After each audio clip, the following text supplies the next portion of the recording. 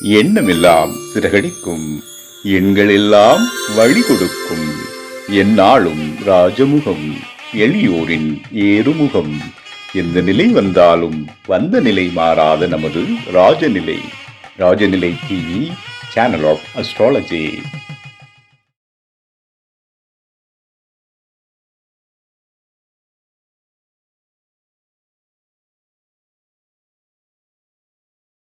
வாழ்க வையகம், வாழ்க வையகம், வாழ்க வளமுடன். அம்மா அப்பா பாதம் பணிந்து வணங்குகிறேன். ஜோதிட குருமார்களுக்கும் நவகிரகங்களுக்கும் பஞ்சபூதங்களுக்கும் பிரபஞ்சத்திற்கு என் அன்பான வணக்கம்.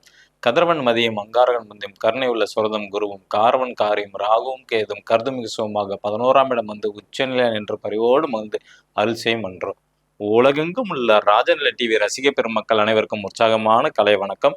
இன்று பிறந்த நாள் மற்றும் திருமண நாள் கொண்டாடும் அனைவருக்கும் ராஜநிலை டிவி சார்பாக வாழ்த்துக்களை சொல்வது உங்கள் ராஜநிலை எண்கணித வித்தகர் லால்குடி செந்தில். இன்றைய பஞ்சாங்கம் தட்சிணாய காலம் விஸ்வாவசு வருடம் மார்கழி மாதம் 29ஆம் தேதி செவ்வாய்க்கிழமை. இன்று 13/1/2026.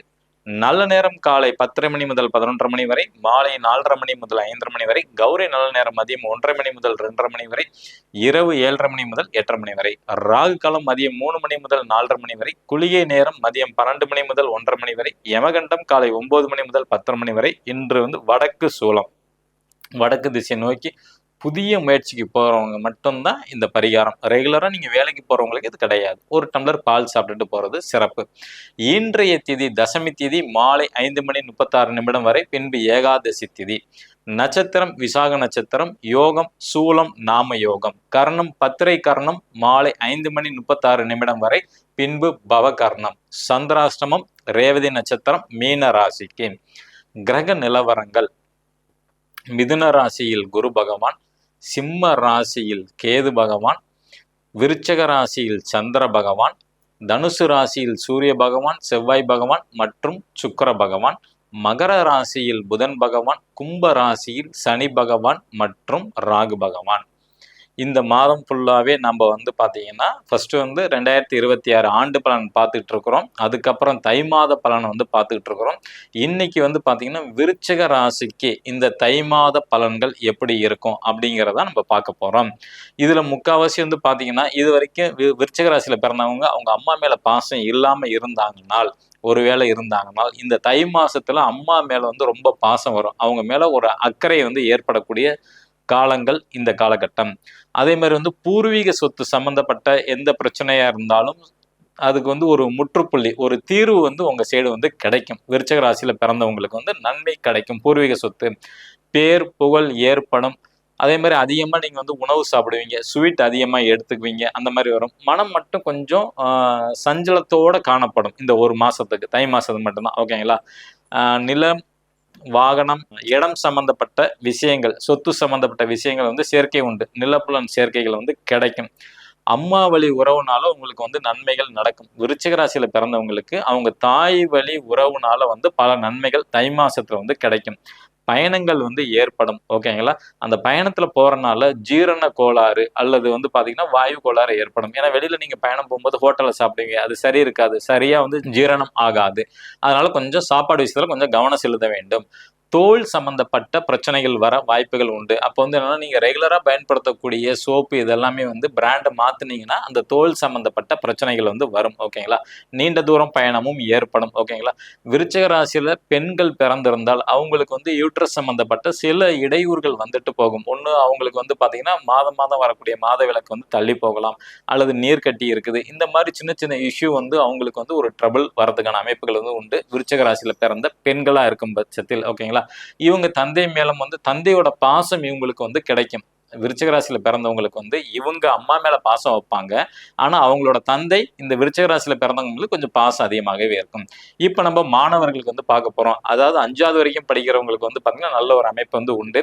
6வதுல இருந்து 12வது வரைக்கும் படிக்கிறவங்களுக்கு ஒரு தடை ஏற்படும் தை மாசத்துல. ஒண்ணு ஸ்கூலுக்கு போக முடியாம, உடம்பு சரியில்லாம வரும். அந்த மாதிரி அமைப்புகள் உண்டு.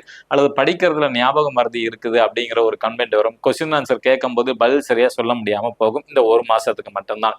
அதே மாதிரி பிஜி யூஜி 2 டிகிரி படிக்கிறவங்களுக்கு வந்து பாத்தீங்கன்னா ஏதாவது ஒரு பேப்பர் வந்து பாத்தீங்கன்னா ஒரு பயம் வந்துடும். இந்த தடவை செமஸ்டர்ல வந்து நம்ம வந்து ஃபெயில் ஆயிருவோமோ, இந்த பேப்பர் எனக்கு சரியா வரல அப்படிங்கிற மாதிரி ஒரு தாட் வந்து இருக்கும் அவங்களுக்கு. பிஹெச்டி பண்றவங்களுக்கு வந்து பாத்தீங்கன்னா அலைச்சல் அதிகமா இருக்கும். அவங்க வந்து பேப்பர் சப்மிட் பண்றதுக்கு வந்து பாத்தீங்கன்னா ஏகப்பட்ட ரெஃபரன்ஸ் பண்றது, அதுக்காண்டி செலவுகள் அதிகமா பண்ற மாதிரி இருக்கும் இந்த தை மாசத்துல பொறுத்த வரைக்கும். அதனால பொறுமையா நிதானமாக அதை தை மாசத்துல இருந்து மாசி மாசம் வரைக்கும் கொஞ்சம் ஒத்தி வைங்க பிஹெச்டி முடிக்கிறவங்களுக்கு.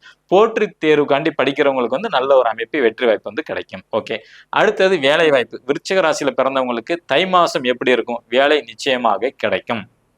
வெளிநாட்டுக்கு முயற்சி செய்தாலும் நிச்சயமாக வெற்றி வாய்ப்பு உண்டு. வெளிநாட்டுக்கு முயற்சி செய்யறவங்களுக்கு வாய்ப்புகள் தேடி வரும். இப்ப விருச்சிக ராசியில பிறந்தவங்களுக்கு வந்து தாய்க்கு எப்படி இருக்கும் அப்படின்னு கேட்டீங்கன்னா, இவங்களோட அம்மா யாரையும் சார்ந்து வாழ மாட்டாங்க, தன்னிச்சையா தான் செயல்படுவாங்க இந்த ஒரு மாசத்துக்கு. அப்ப கண்டிப்பா வந்து இவங்க அப்பா அம்மா வந்து கொஞ்சம் தள்ளி வாழ்றதுக்கான அமைப்புகள் வந்து உண்டு. அப்பாவுக்கு வந்து அடிக்கடி பயணங்கள் ஏற்படுறதுக்கான அமைப்புகள் வந்து உண்டு. ஓகேங்களா? அதே மாதிரி வந்து அம்மா வந்து பாத்தீங்கன்னா இடம் மாற்றம் செய்யலாம் அப்படிங்கிற ஒரு எண்ணங்கள் வந்து அவங்களோட அம்மாவுக்கு வரும். அவங்க வந்து கொஞ்சம் அட்வைஸ் பண்ணுவாங்க எல்லாத்துக்குமே. இவங்களோட தாய் வந்து மற்றவங்களுக்கு வந்து அட்வைஸ், ஆறுதல் கூறக்கூடிய சூழ்நிலைகள் வந்து ஏற்படும். அடுத்தது விருச்சிக ராசியில பிறந்த நபரோட தந்தைக்கு எப்படி இருக்கும் அப்படின்னு எடுத்துக்கிட்டீங்கன்னா, அவங்களுக்கு வந்து முழுக்க முழுக்க குலதெய்வ கோயிலுக்கு செல்லக்கூடிய வாய்ப்புகள் அதிகமாக உண்டு. பொதுவாக தை மாசம் வந்து எல்லாரும் குலதெய்வம் கோயிலுக்கு போவாங்க. ஆடி மாசம், தை மாசம், வருஷத்துக்கு 2 டைம் பண்ணும்போது. ஓகேங்களா? அப்ப குலதெய்வ கோயிலுக்கு போறது வந்து மேக்சிமம் இந்த விருச்சிக ராசியில பிறந்தவங்களுக்கு வந்து அந்த அமைப்பு அதிகமாகவே இருக்கும். ஓகேங்களா? அதே மாதிரி வந்து பாத்தீங்கன்னா அதுல வந்து போறதுக்கான முயற்சி எடுப்பாங்க. அங்க போற நேரத்துல கோயில் பூட்டியிருப்பாங்க, அல்லது பூசாரி வரத்துக்கு லேட் ஆகும். அந்த மாதிரி சில தடை தாமதங்கள் வந்து ஏற்படும். ஓகேங்களா? அதே மாதிரி அப்பா அம்மா 2 பேரும் நல்ல ஒற்றுமையோட இருப்பாங்க. மனம் தெளிவாக இருக்கும். உங்களோட தந்தைக்கு வந்து மனம் தெளிவாக இருக்கும். அரசு வழியில வந்து நன்மைகள் வந்து உண்டு தந்தைக்கு. அடுத்து திருமணம். விருச்சிக ராசியில பிறந்தவங்களுக்கு திருமணம் உண்டா அப்படின்னா கண்டிப்பா திருமணம் வந்து உண்டு. அதே மாதிரி 2வது திருமணம் பண்றவங்க அதுக்கு முயற்சி பண்ணாலும் அவங்களுக்கும் வந்து திருமண வாய்ப்பு வந்து கை கொடுக்கும் இந்த தை மாசம். குழந்தை பாக்கியம். விருச்சிக ராசியில பிறந்து அவங்களுக்கு வந்து திருமணமாய் குழந்தைக்கு முயற்சி பண்றவங்களுக்கு இந்த தை மாசம் கொஞ்சம் தடை தான். தை மாசம் முடிஞ்சுதான் குழந்தை பாக்கியம்ங்கிறது வருது. இது 2வது குழந்தைக்கு ட்ரை பண்ணா நிச்சயமாக அவங்களுக்கு வந்து குழந்தை பாக்கியம் கிடைக்கும். கணவன் மனைவி. விருச்சிக ராசியில பிறந்த பையனா இருந்தா அவங்க மனைவிக்கு எப்படி இருக்க போகுது, பெண்ணா இருந்தா அவங்க கணவருக்கு எப்படி நடக்க போகுது அப்படின்னு பார்த்தோம்னா, இவங்களுக்கு பணம் வரவு கண்டிப்பா அந்த தை மாசத்துல உண்டு. எதிர்பார்த்த பணம் கண்டிப்பா வரும். உடம்புல வந்து எங்கேயாச்சும் சின்ன சின்ன கட்டிகள் வரும். சூட்டு கட்டின்னு சொல்லுவாங்க பாத்தீங்களா, அந்த மாதிரி வரும். முகத்துல வரலாம், மார்புல வரலாம், அந்த மாதிரி ஏதாவது ஒரு இடத்துல வந்து வரும். காரணம் இல்லாமல் கோபங்கள் அதிகமாக வரும். ஓகேங்களா? விருச்சிக ராசியில பிறந்தவங்களோட ஆப்போசிட். கணவன் இருந்தா மனைவிக்கு, மனைவி இருந்தா கணவனுக்கு கோபம் அதிகமா வரும். சின்ன சின்ன சண்டைகள் வரும். அந்த சண்டையில தான் கடைசியில வந்து பாத்தீங்கன்னா ஒற்றுமையாகி அவங்களுக்கு குழந்தை பாக்கியத்தை வந்து கொடுக்க போகுது. கணவன் மனைவிக்குள்ள சண்டை வரும். அந்த சண்டைக்கு பிறகு சேர்ந்து இருப்பாங்க. அது வந்து கன்சீவாக மாறிடுவாங்க விருச்சிக ராசியில பிறந்தவங்களுக்கு. அதே மாதிரி ஒரு சில பேருக்கு வந்து வீடு கட்டக்கூடிய யோகம் அதிகமாக உண்டு. தை மாசத்துல சில பேர் வந்து பாத்தீங்கன்னா மூர்த்தக்கால் போறதுக்கான அமைப்புகள் வந்து கண்டிப்பாக வரும். திருமணத்துக்கும் மூர்த்தக்கால் போறதுக்கான அமைப்புகள் வந்து கொடுத்துருக்கு விருச்சிக ராசியில. அதே மாதிரி வீடு கட்டுறதுக்கான அமைப்பையும் அதிகமாக கொடுக்குது. அரசு வழியில வந்து நன்மைகள் உண்டு. அரசாங்கத்துல வந்து ஏதாவது உங்களுக்கு டாக்குமெண்ட் இஷ்யூ இருந்துச்சுன்னா அதெல்லாம் அந்த தை மாசத்துல வந்து சரியா போயிடும். ஓகேங்களா? விருச்சிக ராசியில பிறந்தவங்களுக்கு தந்தையால் லாபம் உண்டு. ஓகேங்களா? கணவன் மனைவி வந்து ஒற்றுமை உண்டு. சண்டை வரும், சண்டைக்கு அப்புறம் கன்சீவ் ஆவாங்க, பணம் வரும், வீடு கட்டுற யோகம் எல்லாமே வருது கணவன் மனைவிக்கு. பதவி உயர்வு உண்டா சார் அப்படின்னு கேட்டா கண்டிப்பா இடம் மாற்றத்துடன் கூடிய பதவி உயர்வு கிடைக்கும். ஓகேங்களா?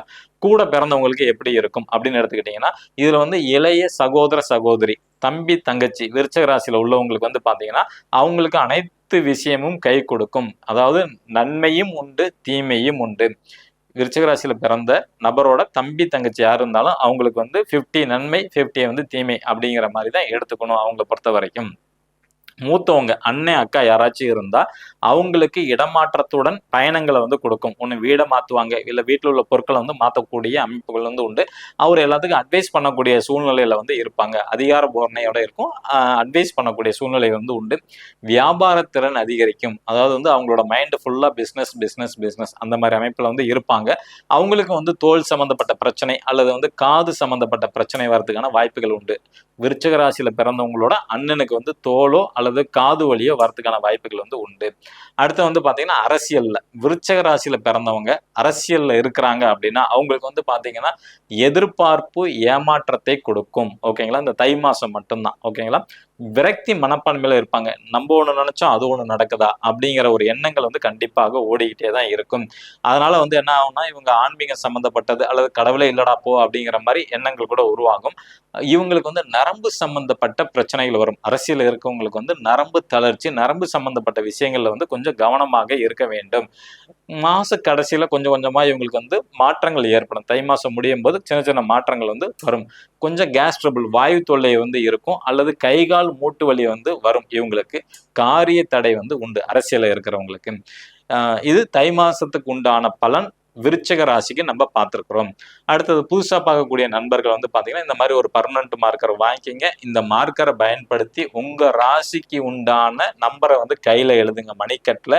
நிச்சயமாக உங்களோட கோரிக்கை வெற்றி அடையும். இதுல இப்பதான் எனக்கு தெரிஞ்சிச்சு. ஒரு 2 எக்ஸ்பீரியன்ஸ் வந்து உங்கள்கிட்ட ஷேர் பண்ணிக்கலாம்னு நான் நினைக்கிறேன். அதாவது வந்து நம்ம ராஜநிலை டிவில வந்து தொகுப்பாளினி வந்து மலையரசின்னு இருக்கிறாங்க. நம்மளோட ராஜநிலை எண்கள் வந்து பார்த்துக்கிட்டு இருக்கிறாங்க. அவங்க நண்பருக்கு வந்து கவர்மெண்ட்ல வந்து எக்ஸாம் எழுதிட்டு இருக்கிறாங்க. அதுக்காண்டி அவங்க வந்து ரெஃபர் பண்ணாங்க. நினைத்த காரியம் நடக்கிறதுக்குன்னு நான் ஒரு கருத்தரங்கத்துல பேசியிருந்தேன். அவங்க ராசிக்கு உண்டான நம்பர் சொல்லியிருக்காங்க. அவங்களும் வந்து பாத்தீங்கன்னா நம்பிக்கையோட எழுதிட்டு வந்திருந்தாங்க. இன்னைக்கு வந்து கவர்மெண்ட்ல போலீஸ் டிபார்ட்மெண்ட்ல இருந்து அவருக்கு வந்து வேலை கிடைச்சிச்சு அப்படின்னு இப்ப சொன்னாங்க. ரொம்ப சந்தோஷமான விஷயம் பாருங்க. அரசாங்க வேலையில அதுவும் போலீஸ் டிபார்ட்மெண்ட்ல கிடைச்சிருக்கு. பணம் கொடுக்காம வாங்கியிருக்கிறாங்க. அப்ப இந்த ராஜநிலையோட என்னோட மகிமையை நீங்க புரிஞ்சுங்க. அந்த நம்பிக்கையோட செஞ்சிருக்காங்க, நிச்சயமா கிடைச்சிருக்கு. இன்னொரு எக்ஸ்பீரியன்ஸ், அதே அவங்களோட ஃப்ரெண்டு ஒருத்தங்க சேலம் மாவட்டம் முட்டுக்கல்லோ ஏதோ ஒரு பகுதியில் இருக்கிறாங்க. அவங்க அப்பாவுக்கு வந்து ஃப்ரெண்டோட அப்பாவுக்கு ரொம்ப உடம்பு முடியல, படுக்கையா இருந்திருக்கிறாங்க. ஏதாவது ஒன்று பண்ணி அவங்கள ஜெயிக்க வைக்கணும் அப்படின்னு நினைச்சிருக்கிறாங்க. இந்த நம்பரை வந்து அவங்களுக்கு வந்து நம்ம ராஜநிலை எண்கள் வந்து அவங்களுக்கு உண்டான நம்பரை வந்து குறிச்சு கொடுத்துருக்காங்க. அது வீடியோஸ் பார்த்து அவங்க ரெகுலரா எழுதியிருக்காங்க. 3 மாசத்துல அவங்க அப்பா வந்து பெட்ல இருந்து ஏஞ்சி நடக்க ஆரம்பிச்சிட்டாங்க. அவங்களுக்கு சுத்தமா நம்பிக்கை இல்லையா. முதல் மாசத்துல வந்து எழுத அவங்களுக்கு வந்து நல்ல இம்ப்ரூவ்மெண்ட் தெரிஞ்சிருக்கு. 3வது மாசத்துல ஃபுல்லா ஏஞ்சி நடந்துட்டாங்க. எவ்வளவு பெரிய ஒரு மிராக்கிள் பாத்தீங்களா. இந்த பேர் புகழ் அனைத்தும் ராஜநிலை ஆசானுக்கு கண்டுபிடிச்ச அவங்களுக்கும் பிரபஞ்சத்திற்கு தான் நான் நன்றி சொல்வேன். நான் வந்து ஒரு கருவி மட்டும்தான். ஓகேங்களா. ஓகே, புதுசா பார்க்கக்கூடிய நண்பர்களுக்கு வந்து இந்த மார்க்கரை பயன்படுத்திங்க. மேசராசி நண்பர்கள் என்று பயன்படுத்த வேண்டிய ராஜநிலையின் அதிர்ஷ்ட எண் 99.